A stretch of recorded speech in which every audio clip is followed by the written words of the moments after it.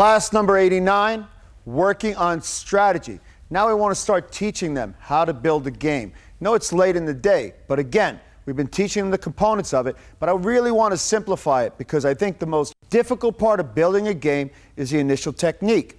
I guess what I mean by that is that the initial technique, the idea of how do I get my foot on the body or at least get some reaction out of my opponent that's not a counterattack. If you notice during fighting, most times, most athletes, they get hit on the way in or they miss on the way in. And we want to find a way to avoid that. There's two ways to avoid that. One is by being so quick that they can't counter or so deceptive that they can't see the counter.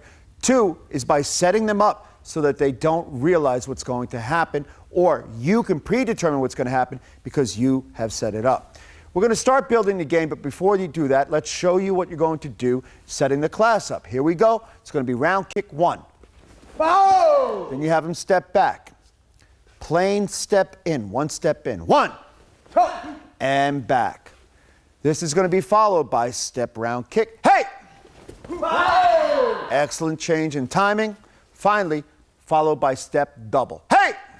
Oh! Now again, I don't want to belittle the technique, but the technique doesn't matter. There are various ways we could have built this. You'll see as we build the class. What I want you to do is teach the concept. The concept is I'm using something to build the game.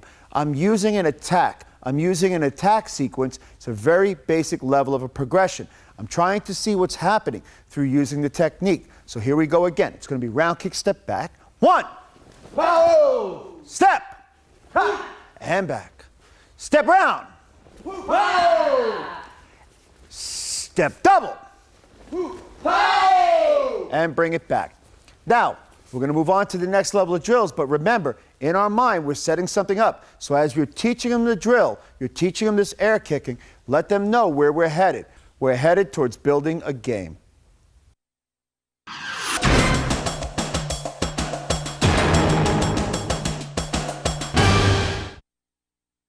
So again, now we're going to be building the game, not just kicking the targets, but I'm going to let them warm up on the targets. So first we have round kick. 1.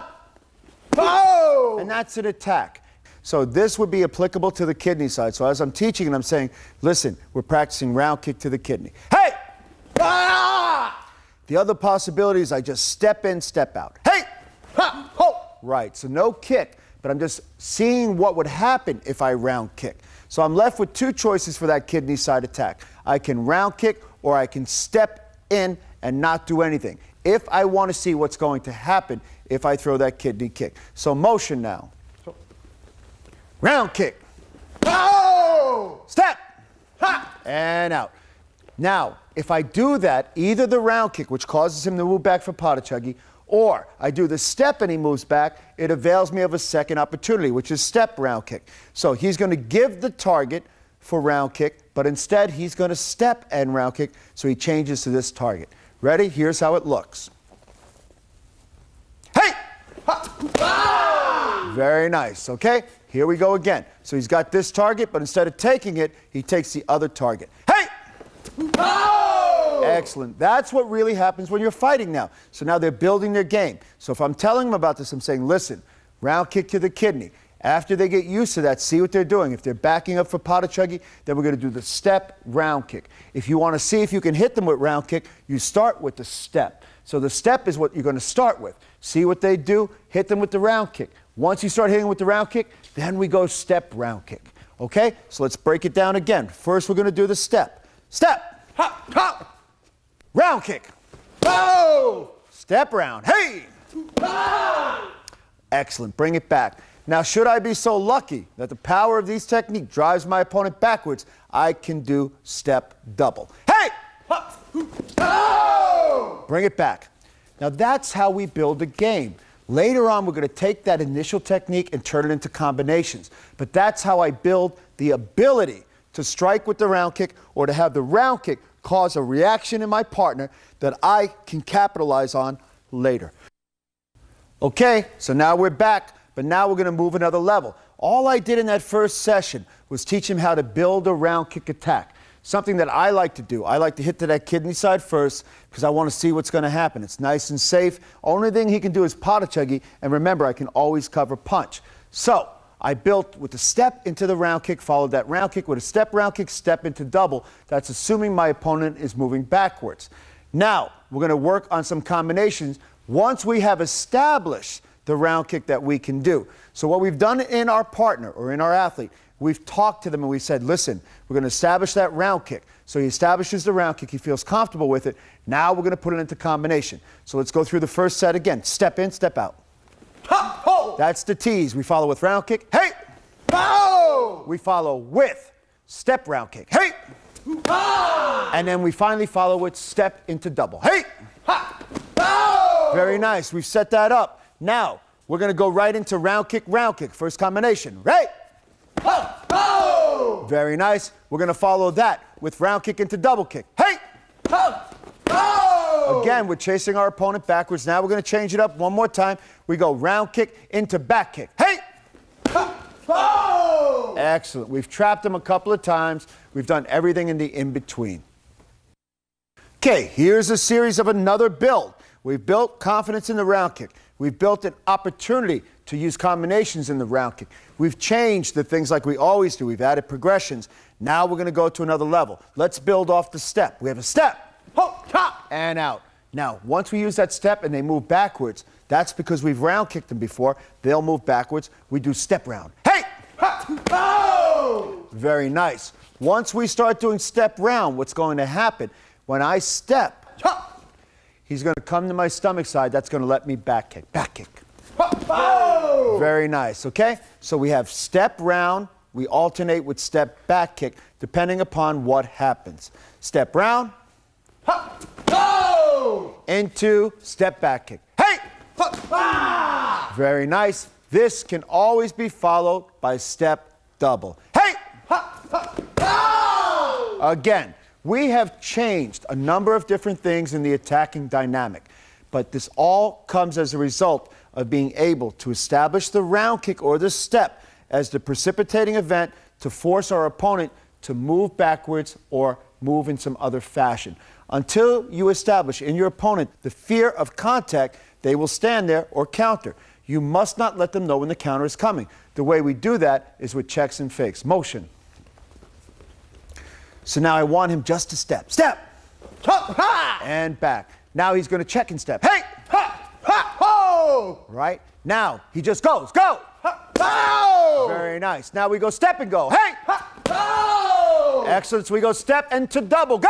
Ha. Ha. Ho. With that kind of speed and that kind of vary, we vary the attack with a check. We vary the attack with a step. We vary the attack with a simple round kick. In that way, they don't know what's coming. Now we're going to move on. I'm going to show you how to do it on a partner and how to build the skill so you can build that initial attacking motion, which will open the door to everything else that you want to do.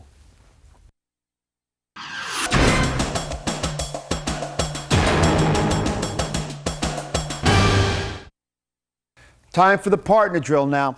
Listen, it's a lot of information, but you should focus on a certain thing. Don't focus on the kick or the combination, but focus on the initial event. What we're working on is the initial event. What is going to happen when I initially go, and how can I use that to build my progression? How can I use this initial thing? If you can't get off the initial technique, then nothing else happens. You need to be able to get that off that initial technique without being interrupted by a counter or motion. Okay, so let's go back. This is how it works in the real world. We're going to bring them up a little closer. Right. Now, fighting distance for us is like this, maybe a touch bit back. So the idea here from fighting stance, he needs to be able to round kick him in the kidney side, forcing him to cover. So motion. Anytime. Ho. That's the idea. Once he gets that feeling, there are two ways for him to get that.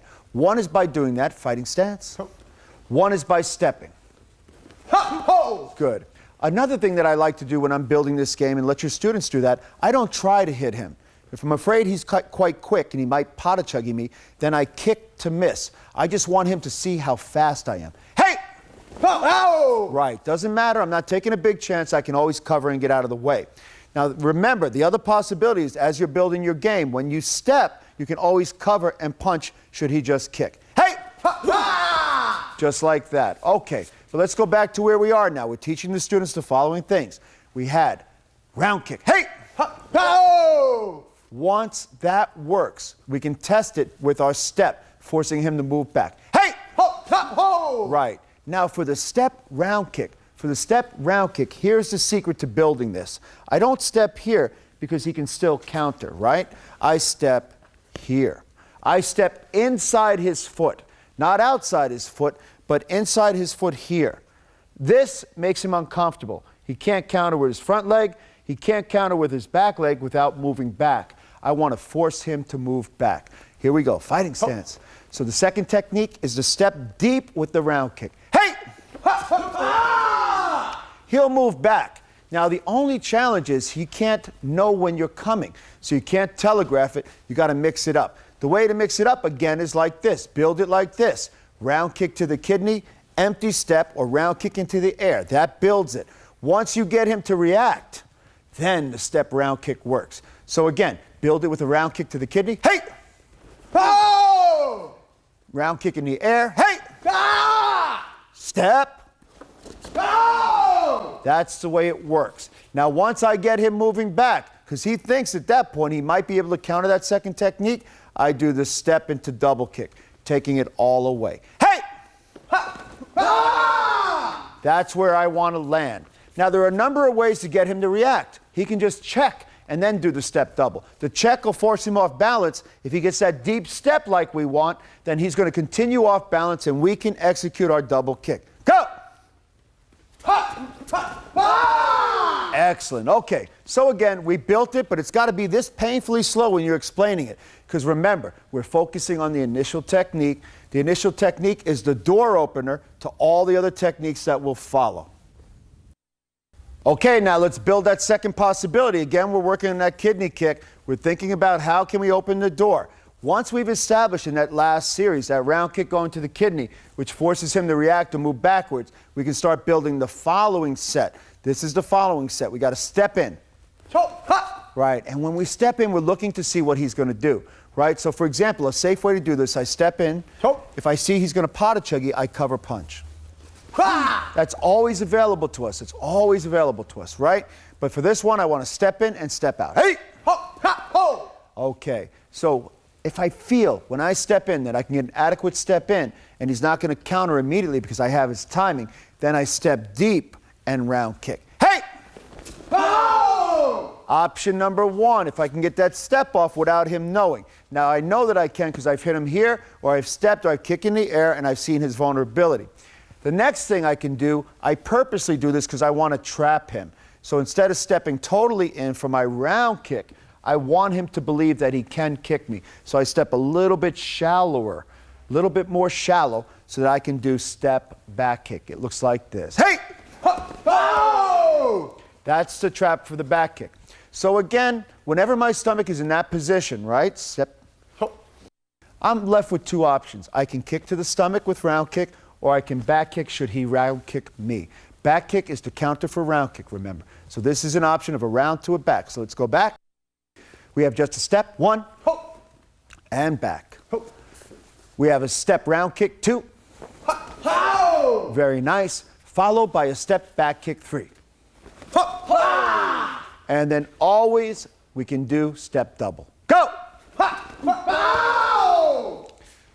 This is because we own the technique as we move in. It starts with what? It starts with the initial technique. Because we've done the initial technique, we can then pick our options.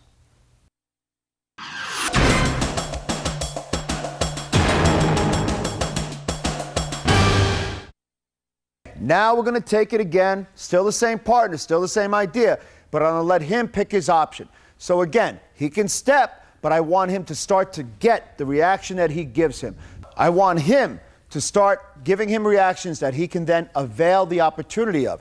So he's going to try to get him off balance. He may check once in a while. He may kick. He may do whatever. But he's going to be focusing on those following things that we've done. The round kick to the kidney, the step round kick, the step back kick, the step double kick. Anything that we have done, he can now try to find the right place to fit it. Now at this level, we will kind of want to let them move around by themselves and then identify problems if you see them. For example, if he stepped too short and he got kicked, obviously it was because he was too short. So say, listen, I want you to step inside that foot. Watch for that. He wants to trap that back kick. He can't step totally inside that foot because he's going to be too close for back kick. So that's a little bit more shallow because we want him to believe he can do this, and then he's going to eat the back kick. Okay? So here we go again. His option, his response. Pow! Pow!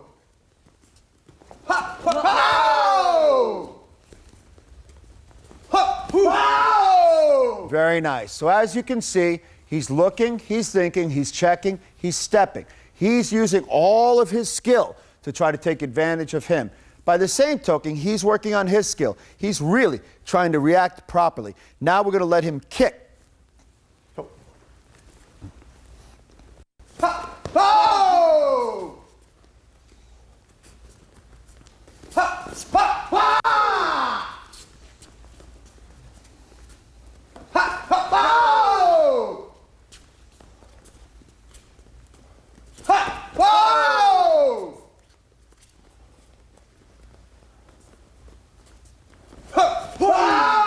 Excellent, good. All right, so I think you've got enough of this idea. Now this is the end of your class again. Hard stuff though. So give them some time to work on this because they got to get the feel of each other. I like to change with different partners in this because I want them to spend some time getting to know him, but I don't want him to know him so well that he becomes ineffective. Then they move to somebody else, another whole look, about 30 seconds or so. By then, they should know what's going on. So give them a minute or so and then let them move around, giving them an opportunity to look at somebody new.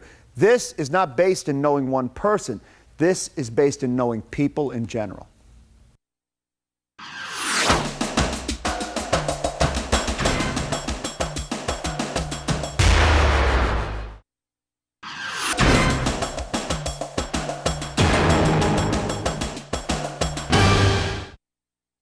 Class number 90. Okay, we're going to get a little bit more free form about it. We're getting to the creative section. By now, the students should have a lot of information. They'll have a lot of stuff that they can do. We've taught them a lot of combinations, but more importantly, we've taught them a lot of concepts. The question is going to be, do they understand the concepts and can they create from them? So, in order to help them in this process, this class is going to do that. I want to give you the method that will help them start to think about how they should be creating combinations. We're going to start simply, though. What I'm going to do during this portion of the class, in the first warm-up, I'm going to let them pick the kicks that they warm up with. So we're going to do single kick warm-up, single kick warm-up. 1. Pow! Bring it back. 1. Pow! Bring it back. Now I'm going to tell them to take that single kick and build it into 2 kicks, a combination. 2. Pow! Pow! Bring it back. Now what I want them to do, I'm going to give them a 3-kick combination. The only rule I'm going to give them is that they have to change directions. So they can either go 1, moving backwards, go back in. They can go 1, 2, moving backwards, go back in. They can move backwards or go in, in. They can't go in, and they can't go back, back, back. Choice is there. 3-kick combination. I'm not limiting it to anything. So now we're going to see what they can build from what they did. So they should remember their first kick, their second kick, and now they got to add a 3rd kick, but they also have to change direction somewhere in the middle. Ready? 3! Pow! Pow! Pow! Very nice. So take them back to the beginning. Here we go. Hopefully they've remembered it. We got 1. Pow! Bring them back. 1, 2. Pow! Pow! Bring them back. Here comes the change of direction. Now what they should be thinking about in their mind, that change of direction is as a result of what they've planned. So if they attack, attack, attack, that's not what we want. We want attack, attack. Somebody's coming back to answer them. They counter and score. If they attack and pull back, they're drawing them in. They go in twice. They could go in, go out, go in. They could go out and go in. Choice is there. Here's goes to 3. Go! Pow! Pow! Pow! Very nice. Okay. Now, from this portion, again, this is very free form. Now I want to get them into the place where they're working on targets. So we're going to move to the target portion of the class.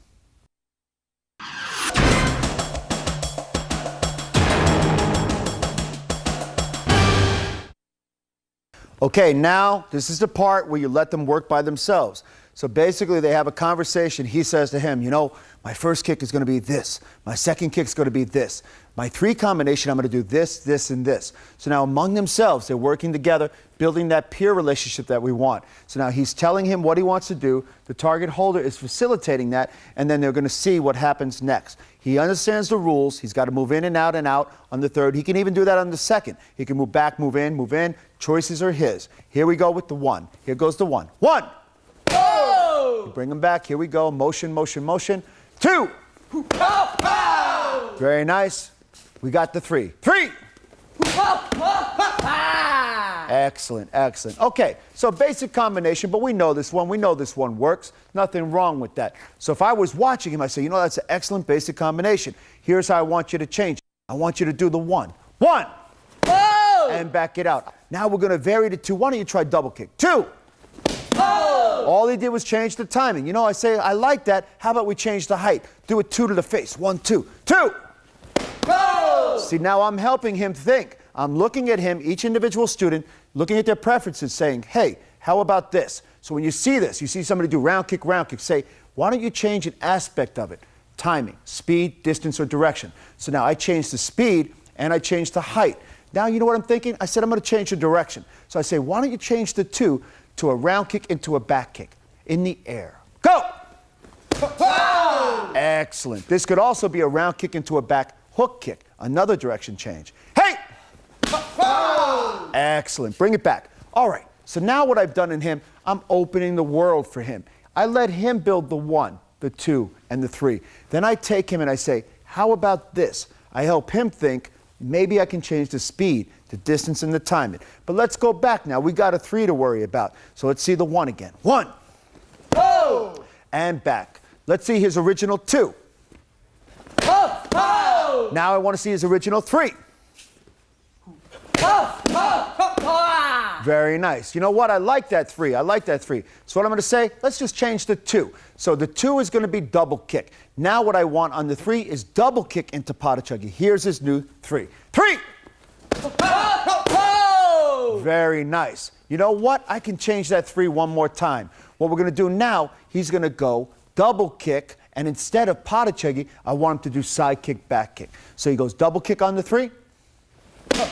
Side kick, back kick. Oh, it's nice. Or side kick, back hook kick, even nicer. So what I've done now, I've opened up the world of possibility to him in his creative combinations. Enough for him. I've taken his 3, made it into 6, maybe 9 different progressive combinations. Let's go on to my other athlete. He grabs the targets. So now he tells him what he wants to do. So I know his 1, I'm going to know his 2 and his 3. First, let's see his 1. 1! Oh! Very nice. Let's see the 2. Oh! And here comes the 3. 3! Okay, not bad. A basic combination. Let's bring it back. You know, I like the 1, but let's do something with the 1 even. I'm going to take the 1, change it to a skip axe kick. 1! Oh! Bring it back. Now I'm going to change the 2. I say, you know, I like the 2, but let's change it again. We're going to go fast double. Hey!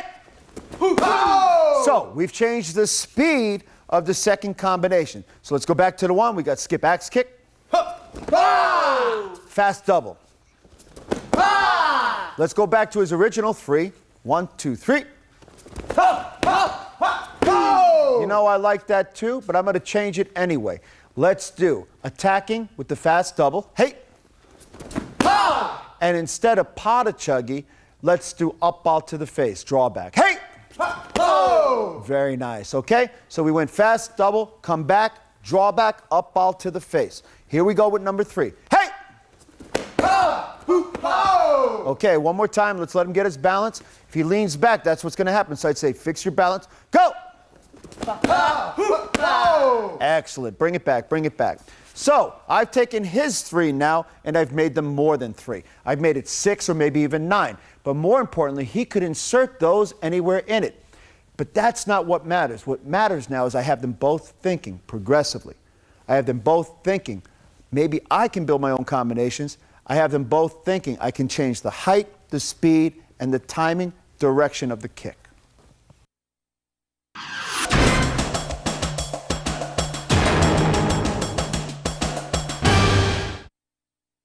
Here we go now. Again, we're still doing creative combinations, so we want to let them do them on each other. So what's going to happen now? He's going to do 1, 2, and 3, his choice. Then he's going to do 1, 2, and 3 back. So first he goes, then he goes. All 3 of his, all 3 of his. Ready? Go! Pow! Pow! Hey! Pow! Pow! Pow! Very nice. Good. Now to help him, I'm going to say, listen, on that one where he moves back, throw the round kick so he can really work what he's working on. Ready? Go! Pow! Pow! Pow! Very nice. Okay. Now, to help him with the creative combination, I'm going to say, okay, I want you to counter his first technique. Counter his first technique. Hey! Ho! Okay, that's one option. Second option is go. Ah! Very nice. Third option is up ball to the body. Hey! Ho! Very nice. Okay, so now he understands the vulnerabilities. I say, listen, counter his second technique. Go! Ah! Very nice. Now, this is where the variation comes in. I say, you know, that's nice, but you see, you can counter your second technique, so change it to fast double. Go! Ho! Now he realizes creatively, if he changes the timing, the direction, he can change the result of his counter. So if he can get past the first technique, he can do this to take away the second technique counter. Let's look at the whole technique now. Number 3, he's going to counter the final part. Go! Ho! Very nice, very nice. Okay, so now that's enough of that. He understands the vulnerabilities, new opportunities or recounters. Now let's move on to the other athlete. So let's bring him over here. He's going to work in the 1, then he's going to work in his 2, then he'll work in his 3. Looks like this. Here goes the 1. Ho! Very nice. Bring it back. Ho! Very nice. Let's go to the 3. Ho! Excellent. Okay, so I'm going to say, listen, why don't you counter the 1? Let's see what happens. Go. Ho! Very nice. Good. So one of the possibilities to take that away, I'll say, listen, why don't you cover punch on the way in? Go. Ah! Very nice. Okay, now I'm going to let him counter the 2. Go. Ho! We already know what the answer is to that. Fast double. 2. Ah! Finally, let him counter the 3. Go. Ho! Very nice. Okay, so they're learning possibilities. They're learning ways to add variance to their technique. In addition to that, they're learning the counters, the recounters, vulnerabilities, and the strengths. Now, we'll take it to the next level. Right into it, they're going to go into the sparring drill, so motion. Ooh. Again, he can do 1, 2, or 3. 1, 2, or 3. They're going to take turns going back and forth. Ho!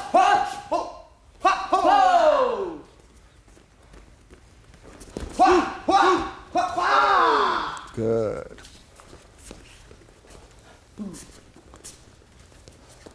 Ho! Excellent. Okay, so they're both looking for opportunities. They're both looking for chances. They can do the 1, the 2, the 3. This is the sparring drill. Here's where they get creative. They've worked on a creative combination. Now again, you're not limited to 1 combination per class. You can go back, give them 2 chances. You, though, should go around the room and fix the combination. Give them something to start with. Give them something to think with. If you want to grow great fighters, they have to grow greater than you were. So in that way, you can only teach them what you have, but then you have to show them there's another path for them to become creative and become great champions.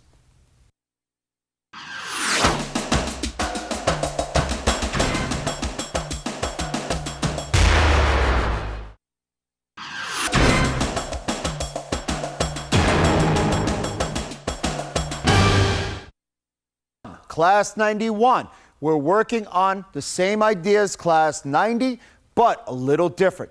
We did creative combinations, thinking about how to make them creative. Well, in that creation, usually they're progressive because we've instilled the concept of progression throughout everything we've done.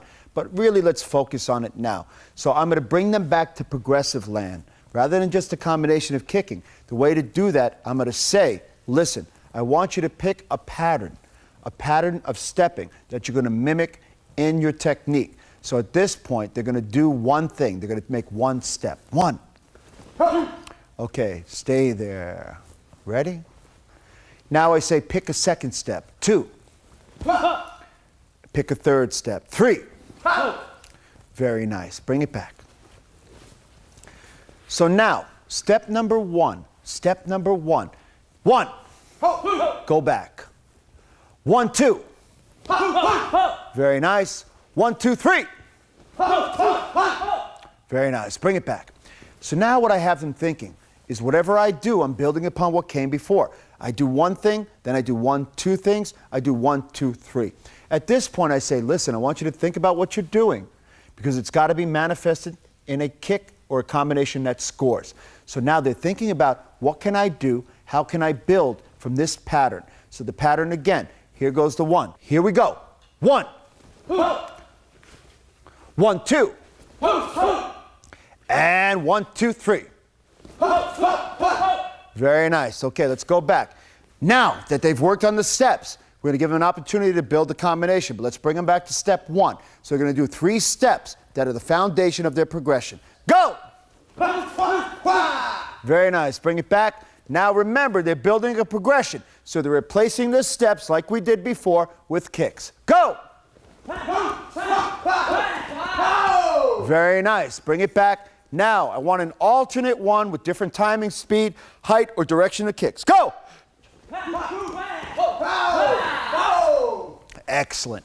Now, in the beginning of the class, let them work. You see something you could fix, fix it. But for the most part, we don't want to interfere with the creative process.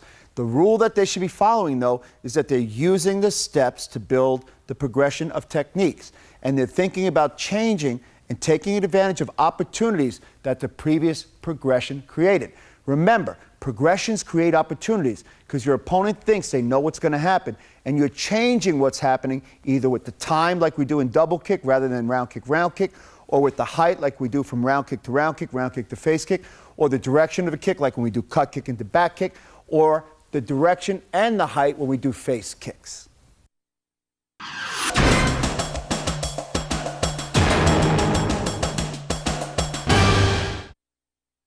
Okay, so now they know, they've talked to each other, they describe to each other what they're working on. So first, I want to see him do the steps. Here goes the first with the steps. Hey! Very nice. Now, he's described his technique. Here goes his second combination on a progression. Go! Very nice, very nice. Okay, let's see what his third progression is. Go! Okay, so for the most part, that's pretty good. What he changed was his direction. After his second progression, instead of going to the side, he just continued on his attack. It's not bad, so there's not much to fix. If you see something terribly wrong with it, it's not progressive. In other words, they didn't follow their step pattern, or you can't make any sense out of where they're going. Ask them the question, say, what were you thinking about? How was that a progression? So say, remember, a progression follows the same pattern, and it avails your opponent of their weaknesses. You take advantage of a weakness that was created. All right, so now let's go to the other side. The other person's going. Let's see the step first. Go! Very nice. We're going to take that step now, change it into techniques. Ready, go! Not bad, not bad, very basic. But here we go. Let's see what he does with the progression. Go! Nothing wrong with that. Listen, he changed the timing, changed the height. Now, basic is not bad to start. The steps are basic.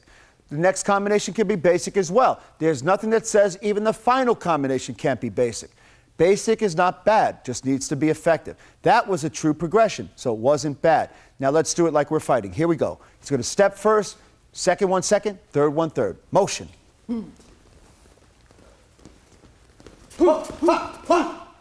Very nice. Here we go with number 2. All the kicks. Finally, number 3. Go! Nothing wrong with that. Okay, so at this point, I would take the targets. I say, you know, those are pretty good progressions. We're going to move right into the next level of the drill.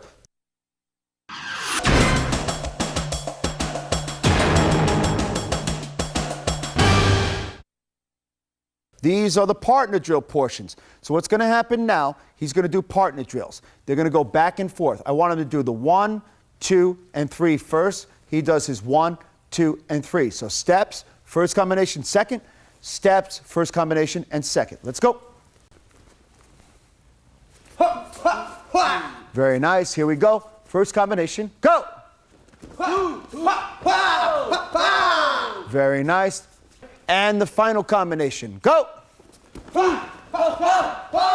Excellent. Okay, let's bring it back again. Now, what I want him to do, I'm going to let him do the second combination. I'm going to say pick a time to counter, either in the second, third technique, or the first. Choice is his. Go! Very nice. Good. So now, not only is he working his combination, but now he's going to say, you know what? I can fix that. Try to counter again. You're going to try another progression. Go! Right. Let him fix the deficiency in the progression. He's learning how to change the progression to be more effective depending upon the vulnerability when it can be countered. Okay, it's his turn. Steps first. Go! Very nice. Here we go again. Now with the kicks. Go! Followed with the third progression. Go! Excellent. Bring it back, bring it back. Okay, now, again, just like we did before, if I like the progression, I'll say, you pick the counter. So now, he's going to do his second or third set. He's going to pick a counter. Ready, go! Okay, so I say now, there's the counter. I want you to fix the counter. Find a way to progress, get past the counter. Go! Not bad, okay? All right, now listen, this is a hard class because building the progression takes time. You may have to fix the progression. Then you have to give them a time to practice the progression. After that, let them work back and forth like this. Let them apply it. Add the counter. And then let them move as if they were fighting. Here's the final level, prearranged sparring. So they're moving. He goes, then he goes.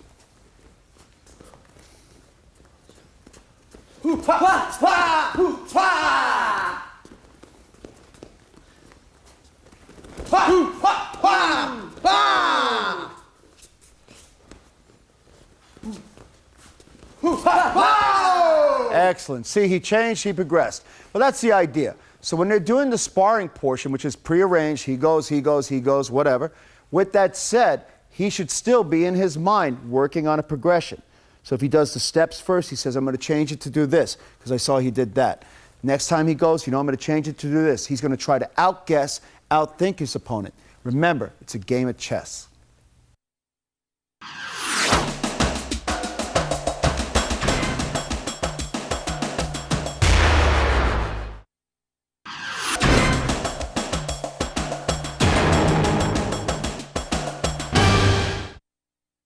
Ready for class number 92.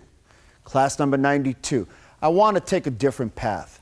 You know, one of the things that Taekwondo fighters are not known for are their front legs, which is exactly the reason I want to train the front leg today. I'm going to do it a little differently than most people do it. I just want to work on the skill first, then I'll show you some of the ways that I use to refine my front leg. Because I want to develop power and speed, also flexibility in the front kick to the face. So, first we're going to do up ball kick to the stomach, which is a round kick to the stomach. One! Whoa! The other possibility, we use it for cut kick. We use it for cut kicking the back kick and stopping our opponent, is front leg cut kick. Two! Whoa! Very nice. We're going to follow this with axe kick to the face. Three! Whoa! You've seen this work in the program before. Finally, whip kick to the face, different angle. Hey! Whoa! Followed by round kick to the face off the front leg. Hey! Whoa! Okay, those are the 5 possibilities as I see it for front leg to the body or face. So here we go again. Listen, it's going to be up ball to the body. 1. Whoa! Cut 2. Whoa! Axe 3. Whoa! Whip 4. Whoa! And 5. Whoa! That's all it is. That's all it is. Now in the beginning of the class, warm it up slow and then go 1, 1, 1, 2, 2, 2. Have them switch their feet and then do it just like this. 1, 2, 3, 4, 5. Let's have some fun with it now with some drills.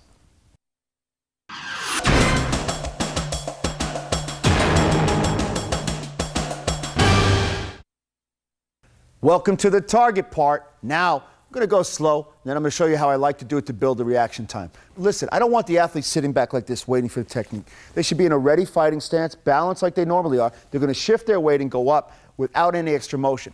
The challenge to this, quite frankly, for anybody that does the technique, is that they don't shift their weight first, they don't show the technique, and really, that's what happens first. The foot comes up first. The quicker the foot comes up, the quicker it can touch where it wants to go. The more things you do to get the foot up, the slower the foot is. Here we go. 1, 1, 1. Here we go for 2, which is cut. 2. Very nice. 2. Now we go to axe kick. 3.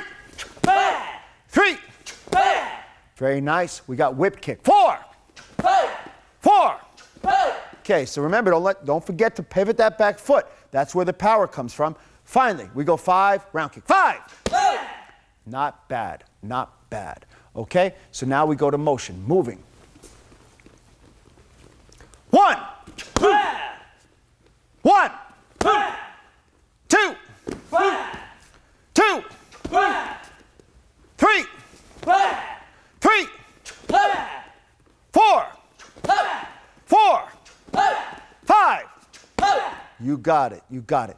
Now, just for fun, we're going to put 2 of them together. So you're going to go up ball to the body, round kick to the face. Ready? 1. 1. Let's put that together with the axe kick. So 1 axe kick. 1. Very nice. 1. You get the idea. Now we go cut kick. It comes back down, up ball to the body. Hey! Hey! Very nice. Cut kick to the body comes down, goes whip kick to the face. Hey!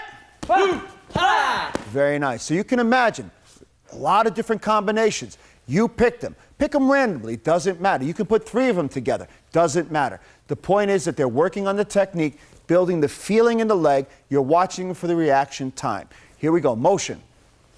Now he's going to check. When he checks, he's going to give him an opportunity. He takes the opportunity.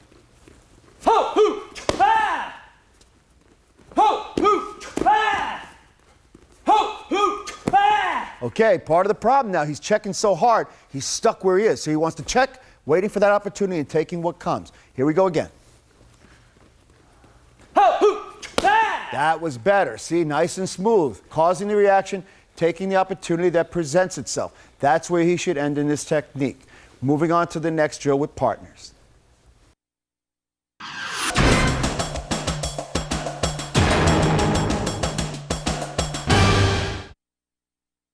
Okay, now we want him to learn how to do it during the fighting part, right? So again, here we go, partner drill. He's going to give, he's going to go. He's going to give, he's going to go. So he's going to skip in. I like to do these on skip ins for the most part. So he's going to skip in. He goes up ball to the body is 1. Go. 2. We know this one already. We're used to it. We're used to it, right? So motion, motion. Here we go. Go. That's it. Good. Check. Very nice. So those are the 2 possibilities. Let's go cut kick now. Hey! Very nice. Hey! Very nice. Here comes the axe kick. Hey! Very nice. Hey! Very nice. Here goes the whip kick. Hey! Oh, that was nice. Hey! Followed by that round kick to the face. Hey! Good. Now here's a way to build some confidence in your athlete as well. Not only does he turn his face, but when he does that round kick, let him catch it. Round kick. Let him catch it. Ready?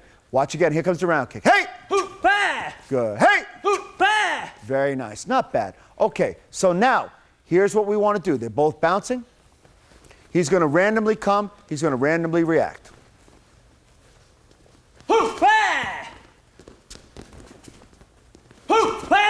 Nice. Be careful now. Good. Okay, you get the idea. Now let's build it off of this into another technique. He's going to do an initial technique, and he's going to follow with the front leg now. He's going to do an initial technique like a fast kick or a round kick and follow with the technique. So let's back it up a little bit. Do cut kick also. A lot of different kicks. Ready? Initial technique. He moves back. He comes back in. He follows with the next technique. Excellent. Here we go again. Excellent. So you get the idea. Use an initial technique, working that second leg. But the way we build this, first on the targets, understanding the technique, second in the concept, then we move it into sparring. Now we actually spar. Here we go. Motion. Up. So he's going to present opportunities. he's going to present his kick. He may attack and present it as a second option, or he may just do it off the line. Motion. Hop, hoop, ha! Ha! Hoop, ha! Ha! Very nice. Okay, so again, a lot of this is balance and coordination, but we're focusing on taking this technique off the front leg and refining it. So we have a lot of different ways to do this. We're going to work one last drill for the body with shields. Okay, here are some ideas for the shield drill. Again, first one is just cut kick. Hey! Ha! Excellent. He comes in. Hey! Hoop, ha! Remember that built into what? Cut kick, back kick. Hey! Hoop, ha! Excellent, right? So we have that possibility. Other thing, he could initiate the technique. He goes in with cut kick. Hey! Ha! And then he comes again. He does front leg cut kick again. Hey! Ha! Okay, let's watch how this one works again. Ready, go! Ha! Ha! Right, so now we want him to make that a little bit quicker. He goes cut, he comes right back in. Go! Ha! Ha! Other possibility, he goes in cut, he does up ball when he comes in. So he's going to go cut, he draws back, and he comes with the up ball. Hey! Ha! Hoop, ha! Excellent. You know what that leads into? Cut kick into up ball double. Hey! Ha! Ha! Hoop, ha! Doesn't get much better than that, right? We're working all on the body front legs. One of the challenges with that front leg is we got to turn that hip to get the power. The secret to that is pivoting the body. That up ball then becomes very powerful, not allowing your opponent to continue to be in the pocket. Takes his body off position. He can't counter immediately. Okay, so let's start now with up ball counter. He comes in, he do up ball counter. Hey! Hoop, ha! Now we got a couple of different options for that. You know, he comes in, we did that front leg up ball, Hoop, ha! follow it up ball double. Hoop, ha! Excellent. Watch, here it goes. Ready? Hoop, ha! Hoop, ha! Very nice. Good. Motion, motion, motion. Now we're going to take that up ball and bring it all the way back. Here we go. Hey! Hoop, ha! You know what this goes to. Here we go. He's going to go up ball into back kick. Hey! Ha! Ha! Very nice. You want to know something? No, there's another possibility. He goes up ball, brings it all the way back, and re-enters with double kick. That looks like this. Here he goes. Hey! Hoop, ha! Ha! Ha! Are we making your mind think yet? Yes, we are. Can we make your students' mind think? Yes, we can. Will you? You can. You got to take that front leg kick, use the shield, use the targets, force them to think about it, but more importantly, you have all the technique now. Take the combinations and put them together. You can end with a face kick. You can end or start with a face kick. You can end with a body kick. You can end or start with a body kick. Take the front leg and use it. Fit it into your possible combinations.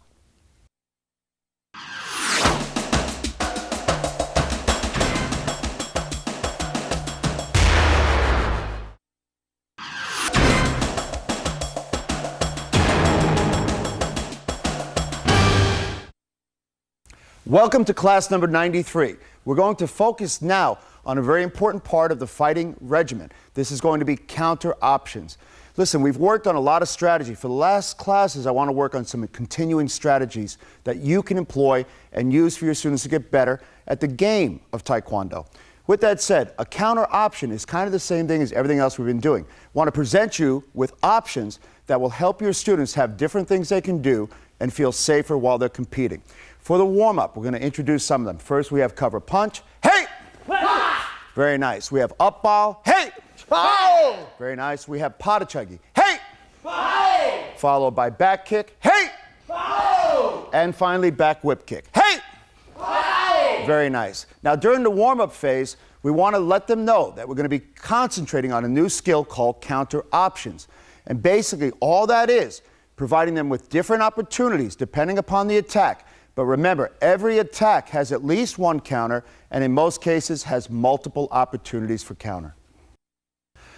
Now, at this section of the class, before I go to my targets or before I go to bodies or anything else, I want to explain the concept, correct? So with that said, there are basically two opportunities that happen. We have two sides of our body, and they can be struck on either side of the body. And for the purposes of demonstrating, we're going to use just a round kick to the stomach or a round kick to the kidney. Very nice. Again, thinking about it in big, broad strokes, that means anything that comes from this side, he needs to counter from this side. Anything that comes from this side, he needs to counter from this side. There are exceptions to that rule, and I'll show you one of those later, but for the most part, that's all we need to remember. So, if there is a round kick that comes here, we know some of the most basic counters. For example, we have back kick. Foul! We have back whip kick.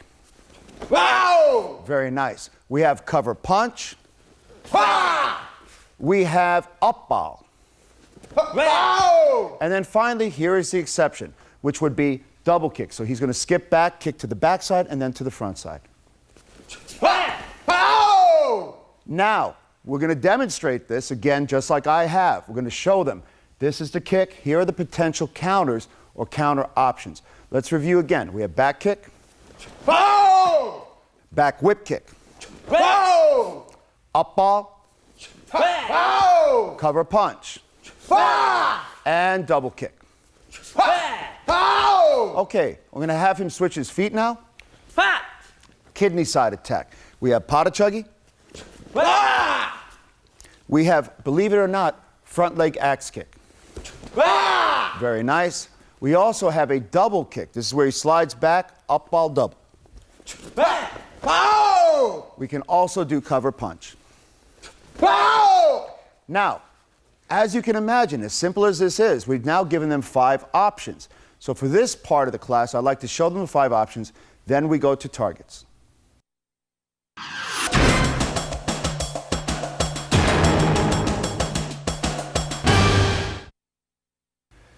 Target training for option drills. He's going to present the same targets for the kicks that we practice the options. And you'll see how this plays into the application later. So again, first we're going to work on pata chuggy. Very nice. Back kick. Very nice. We have double kick. Very nice. Back whip kick. And cover punch. All right. Now, try to keep them in the same options. And what I mean by that is we're working on that same concept. Something's coming to the stomach, and we're practicing the counters, right? So we're practicing the counters. Something coming to the stomach, we're practicing the counters. Then we go something coming to the kidney, and we practice the counters. So again, let's work on the techniques again. We're going to start with cover punch this time. Very nice. Up ball. Back kick. Back whip kick. Very nice. Slide back double kick. Then, of course, we would go to the other series of drills, and this would be for stuff that's coming to the kidney. So fighting stance. He steps in. We have pata chuggy. Very nice. We also can do cover punch. Very nice. We could do slide back up ball double kick. And then finally, skip axe kick. Very nice. All right. Now, when we want to make these real, you know how we do it. We take it, he's bouncing, he's bouncing. He's simply going to give him the same theme, but with motion like he's attacking.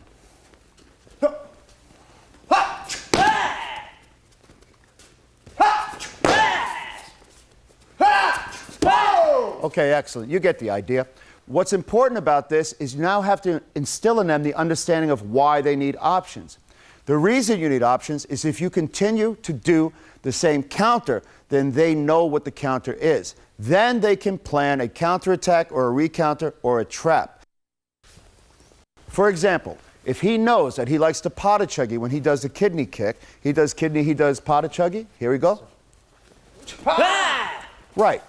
He then also knows he can do step back kick to trap it. Right. One of the ways to prevent this is by changing the option or the kick. So this time, when he does this, he's simply going to slide back and do up ball double. Right? That's the recounter, the retrap. Now, at each point, by providing him with options, he will no longer know what his counter is. He can't prepare for it, nor can he trap it.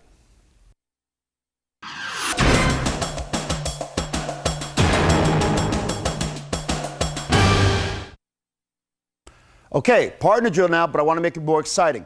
We're going to do 2 and 3 attacks. 2 and 3 attacks. The second attack is what we're going to counter. The last attack on the 3 attack is what we're going to counter. An example of this is really simple. He's going to go round kick, round kick. He's countering the last technique. Go back. So now, I want the option on the end of the technique. Okay, so he's going to do 2 round kicks. and then he's going to counter the technique. Here we go. Hey! Pow! Very nice. Good. Switch your feet. Ha! Hey! Pow! Now you see what I've done. I've simply changed which foot he starts with. Now he's countering either off the kidney side or off the stomach side. Here we go again. Hey! Pow! Very nice. He switches again. Hey!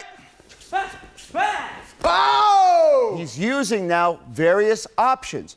Now, I know this is a little more complex, but by this point in the program, you should be ready for this. Now we're going to go to 3 attacks. He gets 3 attacks. But now I'm not going to tell him what the first 2 attacks can be. He can do anything. The last attack has to end in a round kick. Go! Pow!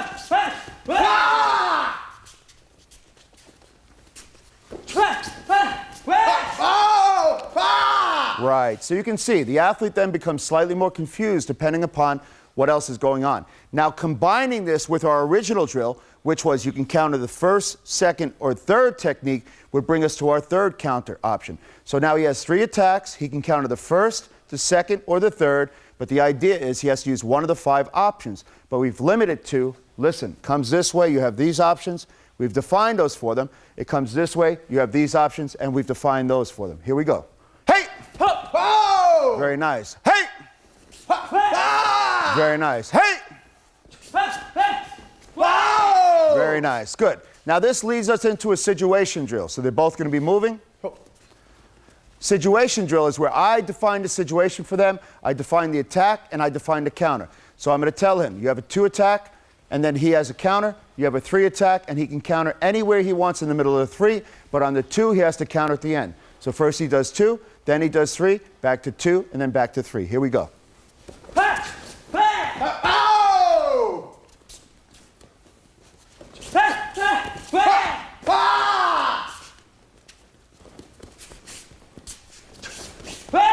Pow! Okay, good. So I would stop him at this point and say, I say do 2, not 3. So he did 3, 3, and 3. So at that point, I have to redefine the situation drill and say, listen, 2 attacks, 3, 2 attacks, and 3. But then I would also look at what he was doing. I'd say, why don't you try this and this, give him a different look. I would also look at his counter and say, okay, those were good options, but they seem to be the same. Why don't you try something different? So we're going to go back one more time. We're going to try 2, 3, 2, 3. Here we go. Pow!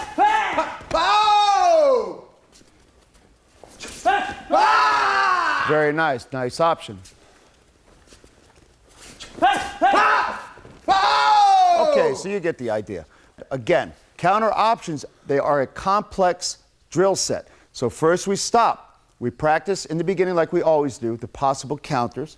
Second, we find a way, either with the targets or the shields, to practice those options. Third, we define in the partner drill itself how they are applied. So when he does this, you can do this, this, this, or this. And in that point, we actually can do that for a pretty long period of time. When you look in the manual, you'll see how we define it. But again, we want to practice over and over this concept. You have half the room that's full, the other half is empty, half the room that's full, other half that's empty. Then we go to this section of the class where they actually apply it, and then finally we go to situation drills.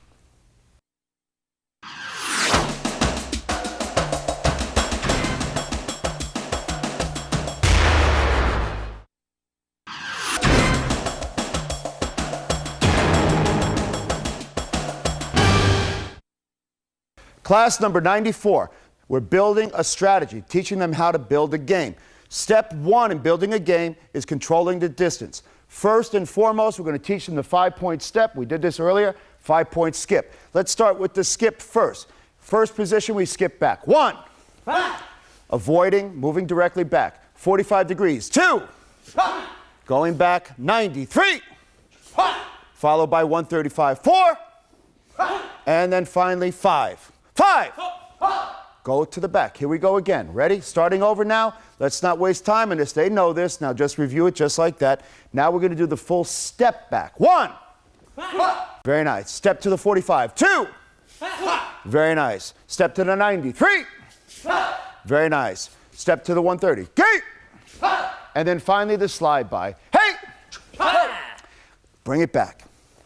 Okay, so that's step number 1. Step number 1 in controlling the distance is being able to move out of the way, either this way or to the diagonals, to avoid an attack or to create additional opportunities for an attack. Step number 2, you need to be able to clash or get too close. For this one, we're going to step forward with the cover punch. Hey! And then the alternate side. Hey! Those are the other 2 options for controlling the distance. We take away the distance, prevent the attack, enter with a cover punch, which helps us build a second counterattack. One more time, cover punch. Hey! Bring it back. Hey! Very nice. A student who's not afraid to get hit will be able to compete well, and train well in the gym when they're learning how to fight. So again, combining the steps, the clashes, and the cover punch will help them build the confidence at this level of the class. Next, we're going to move on to counter timing. Remember, because when you counter will affect what opportunities are available. We have 3 times that we can counter. First, we have before. That's more or less an attack, round kick. Hey! Very nice. We have during. That's the exchange pada chuggy. Hey! Very nice. And then we have after. That's the skip back pada chuggy. Hey! Okay, listen, there are 3 opportunities to attack. There are 3 opportunities to counter. You can attack before they move, you can attack during the move, you can attack after they move, and you can do the same thing with counterattack. You can attack before they move with round kick. Hey! Or virtually any other kick. You can attack while they're moving with pada chuggy, catching them in the middle. Hey! Very nice. And then we have slide back, which is after. Hey! Okay, bring it back. The most effective counter is during. They are in transit, you know where they're going, and you're matching them in the middle. Their muscles are relaxed, and they're going to absorb the pain and the punishment of your kick. The least effective is after. When their foot comes to the ground, they're prepared to do something else, and so it's a late counter. Next, probably before. That's anticipating their attack. You counterattack before. This is the other strategy that we're going to build. This is the start of building their game. Next phase is building our attack dynamic. Building our attack dynamic. What I mean by that, not only is it a timing aspect of before, during, and after, but it is also the way that we look. We have a static position like this. Nice fighting stance, looking menacing. No, but really, looking well-balanced, ready to attack. From this position, I look as if I can attack. I'm ready to react, which is more important. Next, we have motion. And then we have check. Right? The check can be combined to a couple of different things. We have motion, we have check, no motion, and we have motion with check, and we also have transition. But I'm going to leave that all at the end. So basically, we have no motion. We can attack from there. That's round kick. Hey! Bring it back. We have motion. Round kick with no telegraph. Hey! And then finally, we have motion with check and round kick. Hey! Or motion with a step and round kick. Hey! Excellent. Again, this gives them all the possibilities for attack. Motion, no motion, transition with a check or a step, and an attack. So let's review it again. Here we go. No motion. Hey! Motion. Hey! Motion with a check and go. Hey! Creating opportunity, step and go. Hey! Excellent. Again, this is the attacking dynamic we want them to focus on. So now we've covered distance, we've covered counters, and we've covered attack. Slowly but surely, we're building the aspects of a game. Now we're going to find a way to build habits or reveal habits in our opponents. So again, this is the predictive analysis. What I mean by this is their ability to predict what's going to happen based on what we're doing. So we want to be more varied in our attacks and our counters and our motions, and the reason for this is so that they cannot know what's going to happen. I'm going to give you an example of that. Motion. Okay, we talked about this before. Sometimes I check. Check! In addition to that, I have different checks. We have 5 different checks. We have round kick check. Hey! Fast kick check. Hey! Push forward check. Hey! Push back check. Hey! Back kick check. Hey! Okay, those will reveal in me what my opponent will do if I do certain things. So I use them as predictive tools. If I make a round kick check, I'll see what he'll do if I do a round kick. If I do a fast kick check, I'll see what he'll do if I do a fast kick. If I push forward, I'll see what he'll do, or I can stop him from pushing forward. If I push backwards, I can draw him in, so they become predictive tools to let me know what his habits are. Motion. The second predictive tool we have is when we do progressions, because progressions create a habit in our opponent. For example, if he steps forward, step, and back. If he does that step again, our opponent will probably plan some attack or counterattack for it. So again, we can use that to predict what's going to happen. When I do that step, I look to see what happens. Is he kicking my stomach or my backside? Go back. And for example, I can go step back kick. Hey! Very nice. But if he were to do the alternative, I could go step round kick. Hey! Again, I'm looking, seeing, based on what I've done before, what he's going to do, and I'm planning for it. That's why we do progressions. Progressions let us build habits in our opponent or reveal habits that they already have. A good fighter within the first 30 seconds can build a habit or reveal a habit in their partner.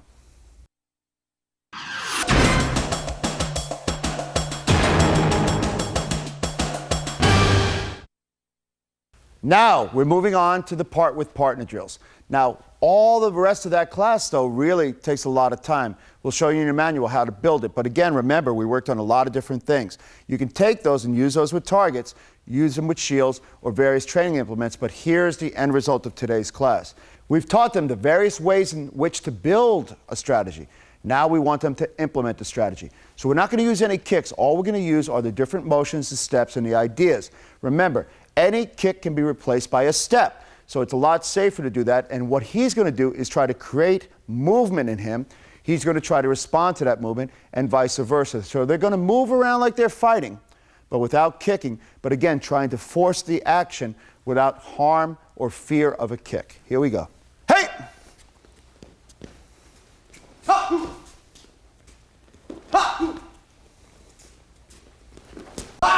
Very nice. Now I'm going to have them lift up their legs without kicking, but make the motion as if they were about to kick. Hey!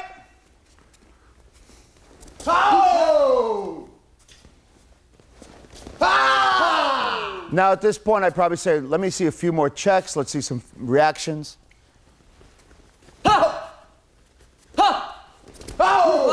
Very nice. Then finally, this would graduate into light sparring. Hey!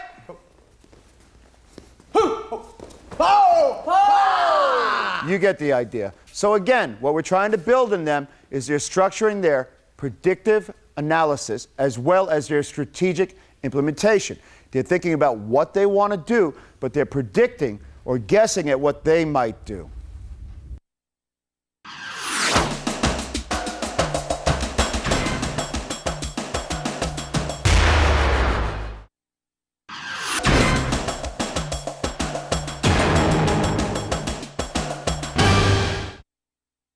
Here we go, class number 95, second part of strategic development. The next level of building strategy is using checks. Again, we talked a little bit about this, but now we're going to use the checks. So let's do no motion check. Hey!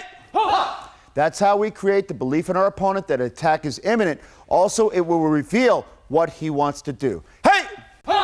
Very nice. Now, motion. This point in the class, I have them doing motion. They can do any check they want. Hey! Very nice. Hey! Now we're going to do checks with a kick. Hey! Very nice. Again, the first thing that you can do to build something in your opponent that you can utilize against them is a check. Second level, we can do something using motion. So now they're just going to move in, move out. Motion. Hey! Good, very nice. Hey! Hey! Very nice. Again, you get the idea of this. Again, this is the warm-up of the class. Finally, they can use safe attacks. Safe attack. A safe attack, for example, is something that you kick quickly. You know what the result is. You also have the answer. So if you kick to the kidney, kidney kick, you know that they may be able to potty check you. So at the same time you're doing that, you go kidney kick, come down with the cover punch. Hey! Right, so you're anticipating what may happen, so you know the result. Again, building a safe attack, this way you can attack safely. One more time. Hey! Very nice. Again, so the beginning of building a strategy is first motion and checks and safe attacks.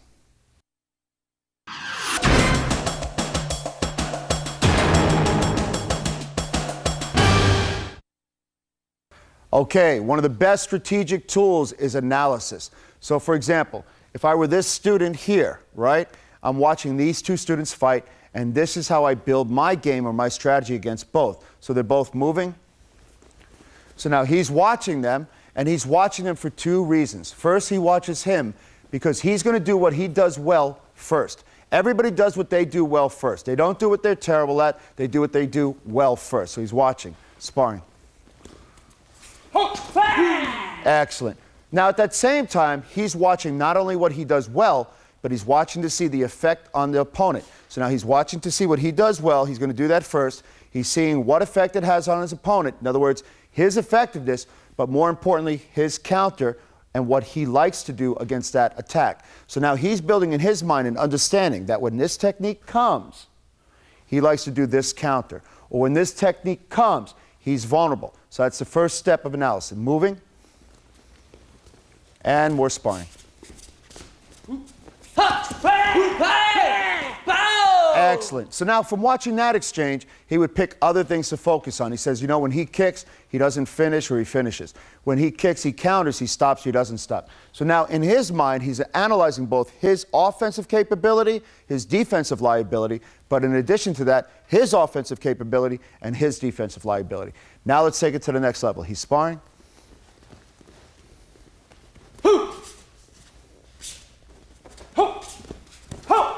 Excellent. Stop. Now, the next level of analysis, what he should be thinking about is, I see his strengths and I see his weaknesses. How can I minimize his strengths and exploit his weaknesses? So at this point, the athlete should be planning, I'm going to try this or this against his strength. I'm going to try this or this against his weakness. The next level of analysis is now I have to understand myself. I look at my strengths or weaknesses, and I look at the people that I've been watching, and I say, how can he use his strength against my weakness? And I've got to find a way to limit my weakness. Secondly, how can I use my strength against his weakness and exploit it?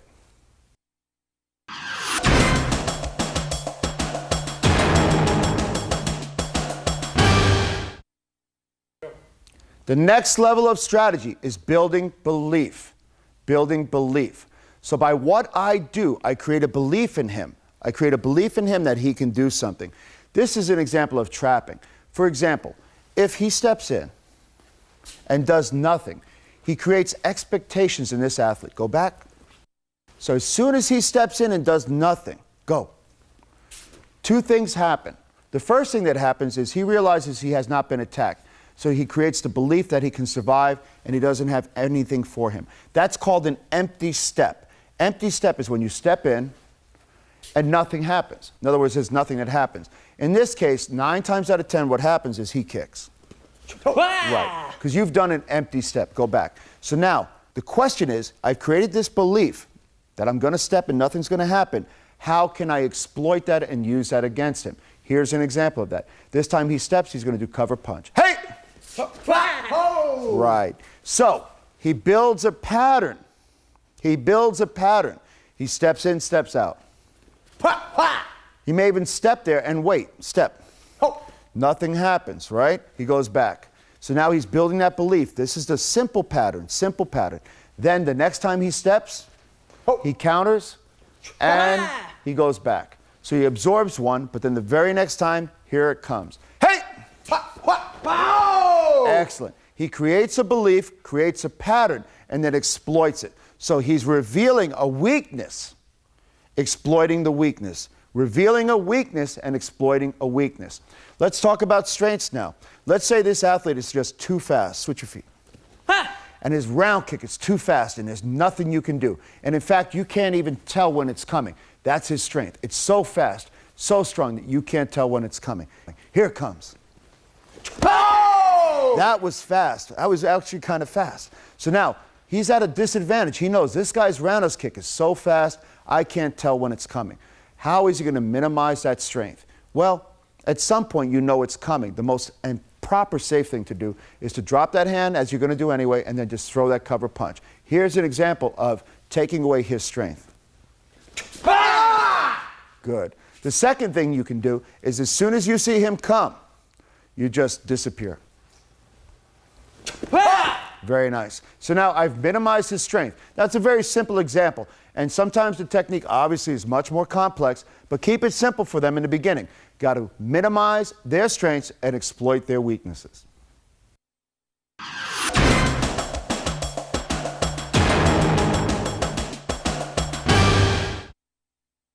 Okay, next section, be less predictable. There are a number of different ways to do that. One example is this, motion. Stop, check, motion. Check, motion. Switch your feet. Slide to the side. Right. Change the look and the feel. Now this may be simple, but I have a basic rule for myself. I don't do anything for no reason. I do not do anything for no reason at all. Everything I do has a purpose. So if I'm static, there's a purpose. If I'm moving, there's a purpose. If I move to the left, there's a purpose. Move to the right. So I may just do that to be less predictable. I may move, motion. Motion disguises motion, so I can attack from here fairly easily. No motion. I do this to let you know that I'm ready to counterattack. It's the quickest form of counterattack. I'm planted, I'm ready to go. Check, motion. No motion. Motion. Even those three things will make you less predictable. The next thing I like to do is vary my initial motion. Skip in. Skip in, roundhouse kick. Go back. Ready, here we go again. Step in. Step in, roundhouse kick. Okay, come on back. So now we're going to use those two things even if we only vary it that much. Ready? Your choice. Ready? 1. Very nice. Bring it back. Here we go. 1. Bring it back. Now, to vary it even more, I don't do anything. I check and I don't go. Hey! So now you have a third thing you could do. You can skip in, step in and roundhouse kick, or check and don't do anything. Ready? Motion. Hey! Very nice, very nice. You get the idea. In addition to that, I can do the same thing on my counterattacks. You have 2 or 3 opportunities. Potachuggy in place. Skip back in potachuggy or check and do nothing. Ready? Hey! Very nice. Add cover punch. Here we go. Hey! Okay, so now I've also been less predictive because now I'm varying my counter and varying my attacks. Okay, final 2 points. We're going to create predictors and we're going to reveal habits. Create predictors and reveal habits. The best predictor is a check. A check will let you do something safely that will enable you to know what he's going to do. So if you want to know what he's going to do if we roundhouse kick, we check roundhouse kick. Hey! We want to know what he's going to do if we fast kick, we check fast kick. Hey! Exactly. Next, we try to reveal his habits, so we got to take a little bit more time. Step in. We want to know what he's going to do if he actually roundhouse kick, you make a nice step, because that looks like you're going to roundhouse kick, and then you can always escape. Step! Very nice. That's how you reveal habits. Listen, in conclusion for this class, there's a lot of different ways, just like we did, to help them understand the strategy. But I would take this class and combine it with some drills and skills and partner drills so that they can build the understanding. We're going to focus on one thing. These past 2 classes were your strategic analysis of how to build a game. So don't be afraid to include drills, but focus on the strategic analysis.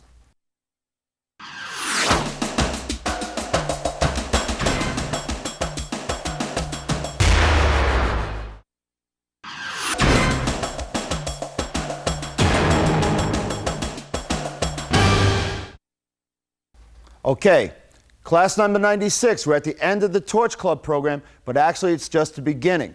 This is just the beginning. Now it's your turn to build classes.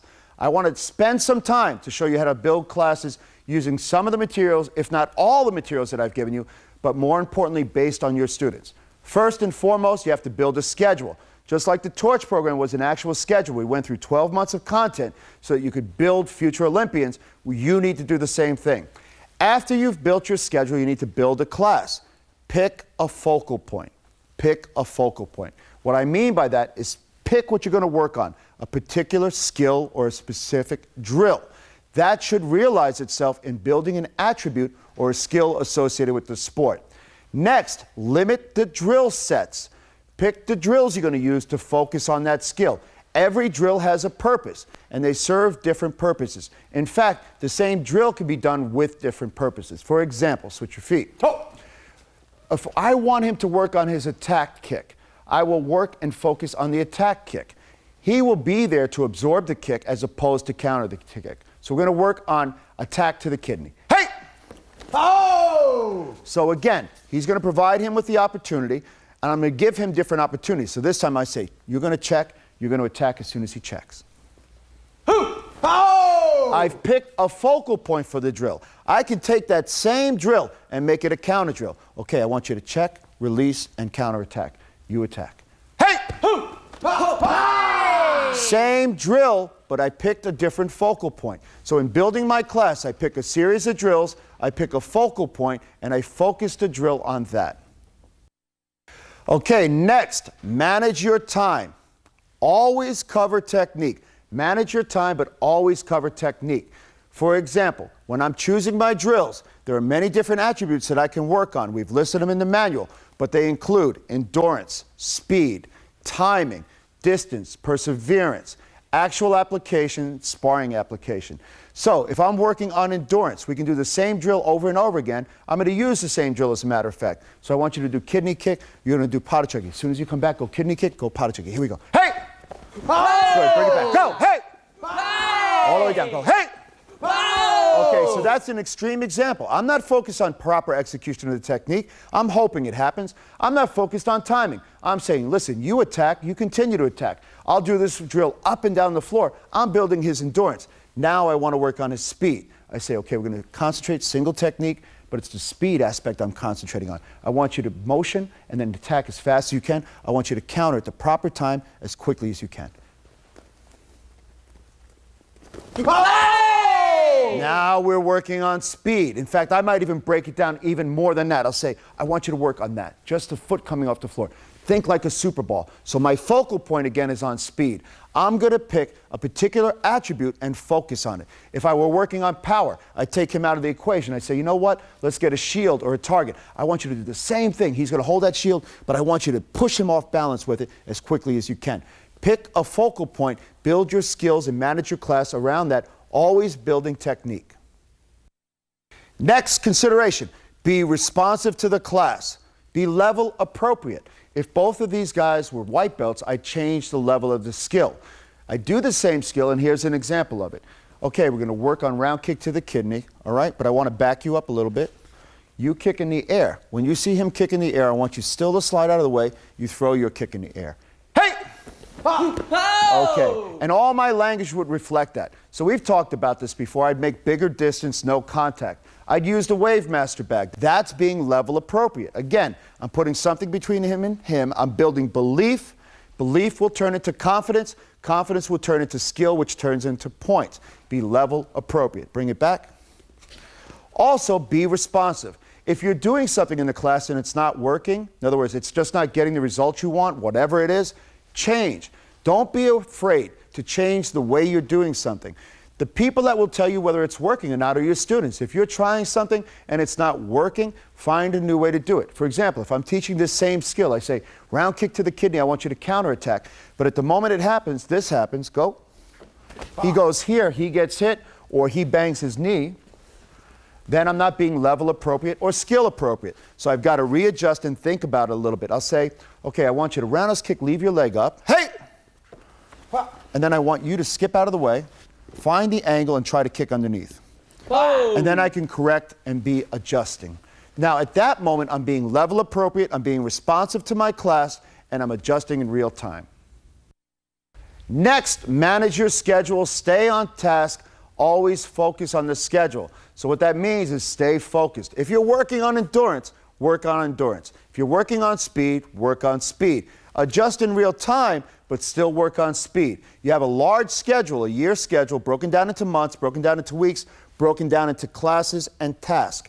At the end of that, you want to be on task. So again, manage the class, always stay on schedule. Next, innovate and create. What I mean by that is don't be afraid to change stuff, right? So he's doing his fighting stance, right? So I go fast kick, round kick. Hey! Now I look at that and all of a sudden I get a thought. I said, you know, I saw something in there. I think I can change that. Let's do fast kick into round kick. Hey! Now I want up ball double. So I bring him back. I say, you know what? This guy's quick enough. He's got enough skill going on. I'm looking around the room. We're going to change that to fast double. Hey! Great. Here's an example of innovating and creating based on opportunity. In my athlete, I see a skill level that is consummate with bringing him up to the next level. So I innovate and create. More importantly, I use him as a spark for my innovation. I'm going to use him to create new ideas of things I want to try in future classes. So in watching him and reviewing his progress, I say, you know, in my next class, I think I can add more jumping kicks or more spinning kicks or better timing drills because the level of my athlete is forcing me to innovate and create. At the end of the day, you are the creator of your program. What we give you is a foundation upon which you can build future Olympians. Finally, motivate your students with knowledge, results, and the future. We're going to continue to motivate the Torch Club students with knowledge. New knowledge that you build, you integrate into your program, and they grow, and then you grow as a result. With results, we want to look where they started, point to where they've been, show them where they're at, and then finally, with the future, show them what the future holds, that we've just begun the journey. Even for me, it's my 37th year of practice, and regardless of all my accomplishments or lack of accomplishments, I practice every day. Serve as a role model for your students, not only of what the Torch program can do, or what you can do for them, but what the practice of martial arts can do for them in a life sense.